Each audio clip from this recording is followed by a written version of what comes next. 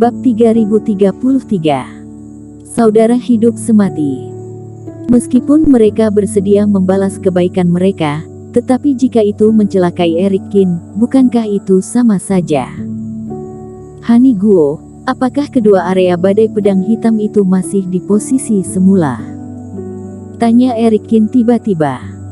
Itu masih di sana dan itu semakin dekat dengan kita. Hani Guo mengangguk tanpa sadar. Meskipun kompas tidak sepenuhnya pulih, beberapa fungsi dasar ada di sana. Jadi kalian tidak perlu melakukan ini. Aku menerima kebaikan ini, tapi aku sudah punya rencana.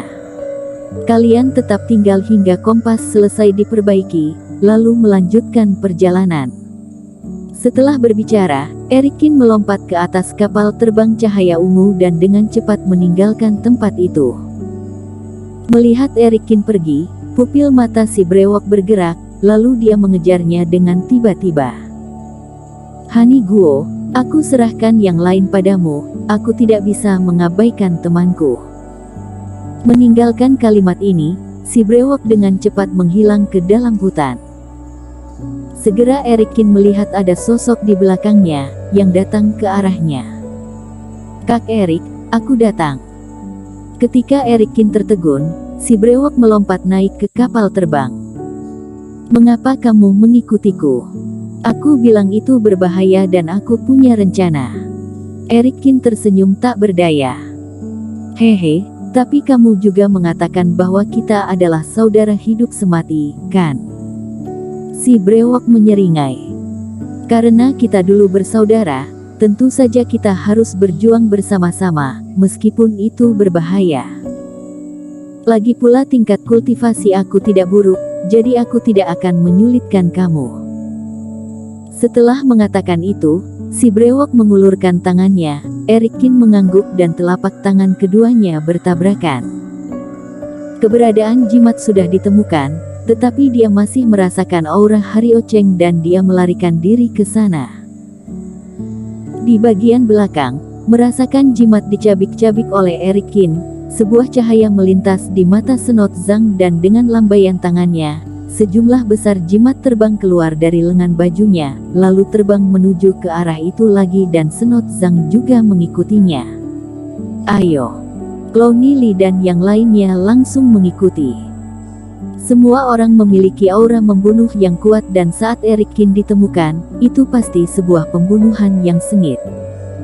Namun, dengan 8 peringkat galaksi, hanya Eric Kin yang akan mati. Orang-orang ini tidak lambat. Mengebut melalui pegunungan dan hutan, awalnya Eric Kin menghancurkan beberapa jimat yang mengikutinya. Tetapi ketika ada lebih banyak jimat yang datang, Eric Kin pun malas mengurusinya. Pada saat ini, merasakan puluhan aura di belakangnya yang semakin dekat dan Eric Kin mengangkat alisnya. Ada banyak master, mungkin bukan hanya keluarga Senot Zhang. Kak Eric, apa rencanamu? Begitu menoleh dan dia merasakan aura pengejar yang tak terhitung jumlahnya mendekat, si brewok tidak bisa menahan diri untuk bertanya. Menggunakan badai pedang hitam untuk menyingkirkan orang-orang ini, tentu saja yang lebih baik adalah membiarkan orang-orang ini mati dalam badai seperti Echo Zen. Kata Eric Kin. Hanya ada 2 orang, mungkin sulit untuk membunuh mereka. Senot Zhang dan yang lainnya tidak bodoh dan tidak akan terburu-buru pergi ke inti badai pedang hitam. Tidak bertarung. Kata si brewok dengan sedikit penyesalan. Sebagai praktisi pemurnian tubuh, dia memiliki keinginan yang kuat untuk bertarung. Dan jika tidak bertarung, bukankah itu sia-sia dengan dia datang membantu?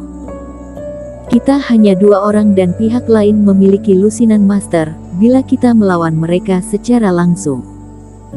Bukankah itu artinya kita masuk ke dalam jebakan mereka? Kata Eric Kin sambil tersenyum ringan. Tapi aku juga butuh bantuanmu. Nanti kamu bertanggung jawab atas mengendarai kapal dan aku akan menahan serangan mereka. Orang-orang ini sangat cepat, kapal terbangku mungkin tidak bisa menyingkirkan mereka. Paham? Si brewok mengangguk. Kedua pihak terus bergerak maju di jurang galaksi, Erikin di depan dan mereka juga harus menjaga situasi di sekitarnya, sementara Senot Zhang dan lainnya yang ada di belakang, kecepatannya semakin cepat. Teman seiman Cheng, kita berjumpa lagi.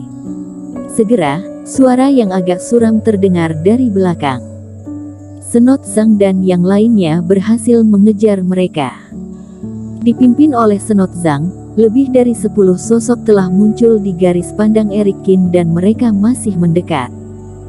Teman seiman Zhang, rupanya kamu masih sangat peduli padaku. Bukankah kamu mengundangku untuk bergabung dengan aliansi loyalitas sebelumnya lalu gagal dan sekarang kamu ingin mengundangku lagi? Erikin tidak terkejut dengan kemunculan Senot Zhang, melainkan tetap berkata dengan ringan. Teman seiman Cheng pandai bergurau. Awalnya aku sangat optimis padamu, tapi sayangnya kamu memilih untuk menyerah pada kesempatan terakhir. Dan beberapa kesempatan hanya bisa datang sekali dalam seumur hidup. Senot Zhang mencibir. Lalu kamu mengejarku untuk membunuhku. Jangan lupa, bagaimana keluarga Song bersaudara dan Eko Zhen mati, kata Erikin. Dan teman seiman di sebelahmu ini agak asing. Maukah kamu memperkenalkannya?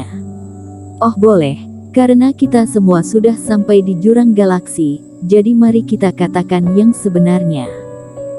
Ketika berbicara, Senot Zhang tersenyum meremehkan. Izinkan aku memperkenalkan, teman seiman di sampingku ini. Dia bernama Clowny Li, dia sama sepertiku yang merupakan master dalam peringkat 50 besar dalam peringkat galaksi. Di belakang kita, ada puluhan master pelindung, bahkan Sony Yuan tidak bisa menghadapi mereka, jadi jangan membandingkan kami seperti saudara-saudara keluarga Song. Peringkat 50 besar dalam peringkat galaksi, yang merupakan putra dari keluarga Li di kota Tianfeng, Clowny Li. Mengabaikan kata-kata Senot Zhang, dia melirik ke pemuda yang diam di samping, lalu mata Erikin bergerak sedikit. Teman seiman Li, kamu dan aku sepertinya tidak memiliki dendam, apakah kamu datang untuk menangkapku juga? Kekuatanmu rendah dan kamu tidak memiliki latar belakang, jadi kamu tidak pantas memiliki token emas, jadi sia-sia juga bila benda ini ada di tanganmu, jadi tentu saja aku ingin merebutnya. Clowny Li mendengus dingin. Apakah menurutmu benda ini pasti akan menjadi milikmu? Mata Erikin berkilat. Tentu saja, hal-hal langka seperti token emas hanya bisa dimiliki oleh pejuang kebanggaan yang sakti. Clowny Li mengangkat dagunya. Jadi, teman seiman Cheng, kali ini kamu ditakdirkan untuk tidak bisa melarikan diri dan tidak ada kesempatan untuk bertahan hidup. Aku berharap kamu bisa mengaku kalah, karena bagaimanapun juga kamu adalah seorang kultivator pejuang kebanggaan, kami dapat membuat kamu mati dengan bermartabat. Senot Zhang menyela percakapan antara keduanya, mencibir dan membujuk. Kak Senot, untuk apa kamu menghabiskan begitu banyak waktu untuk berbicara omong kosong dengannya?